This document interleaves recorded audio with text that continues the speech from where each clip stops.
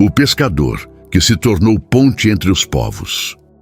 E se te dissessem que o homem que apresentou Pedro a Jesus viveu uma vida tão extraordinária quanto a de seu irmão?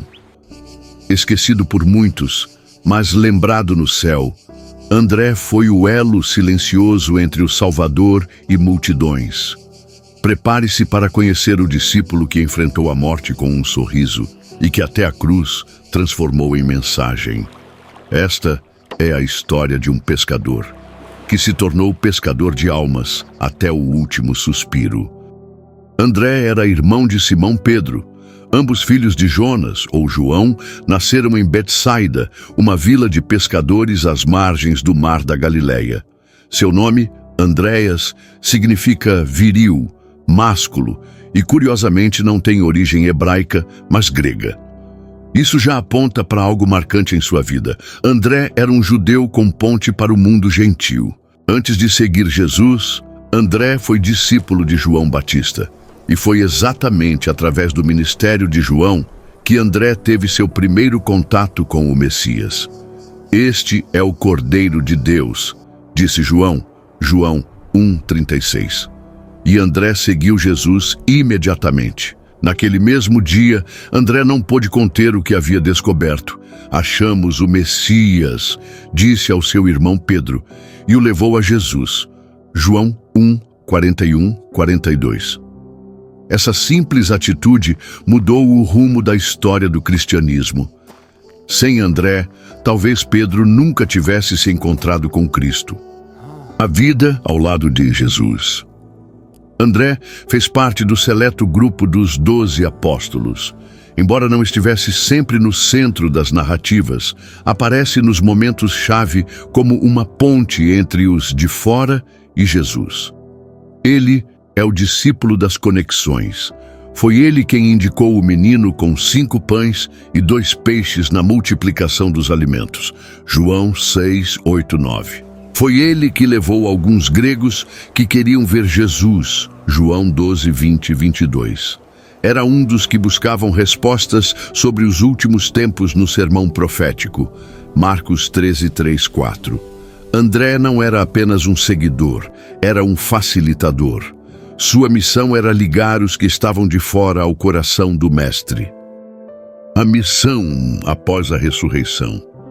Depois da ascensão de Jesus, André, como os outros apóstolos, recebeu o Espírito Santo em Pentecostes e partiu em missão. A tradição e registros da igreja primitiva afirmam que André pregou em muitas regiões, incluindo Sítia, região do Mar Negro, atual Ucrânia e Rússia, Bitínia, Capadócia e Galácia, atual Turquia, Macedônia, Acaia, Éfeso, Grécia e arredores, e principalmente Patras, cidade da Grécia, onde encontrou o fim de sua jornada.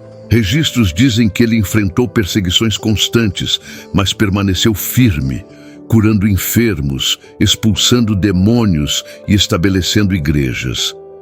Segundo Eusébio de Cesareia e outros autores do século IV, André foi também o fundador da Igreja Bizantina, fato que o tornou padroeiro do Império Bizantino e, séculos depois, da Escócia, Rússia e Romênia. A prisão e crucificação. Na cidade de Patras, André converteu muitos ao cristianismo, incluindo a esposa do governador local, Egéias. Furioso, Egéias mandou prender o apóstolo e exigiu que ele negasse sua fé. André respondeu com ousadia: "Jamais negarei aquele que é o único Deus verdadeiro, Criador do céu e da terra." Diante da recusa, foi condenado à crucificação. Mas, diferente de seu irmão Pedro, que foi crucificado de cabeça para baixo, André fez um pedido diferente. "Não sou digno de ser crucificado como meu Senhor, que minha cruz seja diferente." Assim, ordenaram que André fosse crucificado em forma de X, hoje conhecida como Cruz de Santo André. Seus braços e pés não foram pregados, mas amarrados com cordas, prolongando sua agonia por 2 dias inteiros. Durante esse tempo, ele pregava sem cessar. Multidões o ouviam da cruz e muitos se convertiam enquanto ele agonizava. Um relato antigo diz que André, ao ver a cruz, exclamou: Salve, ó cruz consagrada, recebo-te com alegria, tu foste ornada com o corpo de meu Senhor. A morte e o legado. André morreu entre os anos 60 e 70 depois de Cristo, com idade aproximada entre 60 e 70 anos, de forma gloriosa e pacífica, exalando fé, amor e coragem.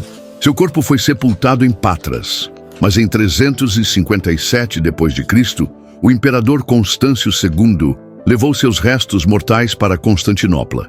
Séculos depois, parte das relíquias foram levadas para Amalfi, Itália, e outra parte devolvida à Grécia em 1964 como gesto de reconciliação. Hoje, a cruz de Santo André é símbolo de firmeza e humildade. Sua vida é lembrada no calendário cristão em 30 de novembro. Curiosidades pouco conhecidas. André é considerado padroeiro da Escócia com sua cruz estampada na bandeira nacional, o famoso X branco em fundo azul. Em tempos antigos, os marinheiros invocavam seu nome para segurança no mar. Uma antiga tradição diz que ele viu a ressurreição de Lázaro e foi um dos primeiros a compreender o poder total do Cristo. A cidade de Kiev, capital da Ucrânia, possui um antigo templo em sua homenagem, a Igreja de Santo André. No mundo moderno, seu nome batiza catedrais, pontes e até universidades. André nunca procurou destaque, mas sua vida brilha entre as mais grandiosas da história. Ele foi o primeiro a seguir Jesus e o último a negar sua cruz. Que sua história inspire você a também ser ponte entre o céu e os que ainda estão perdidos. Porque, como André, muitos de nós não seremos lembrados pelos holofotes, mas pelo impacto silencioso de levar almas até Cristo. E agora, prepare o coração, porque a próxima história revelará a jornada de mais um discípulo que, como André, entregou tudo por amor ao Mestre. Então, fiquem conosco e continuem acompanhando a trajetória de cada um dos 12 discípulos.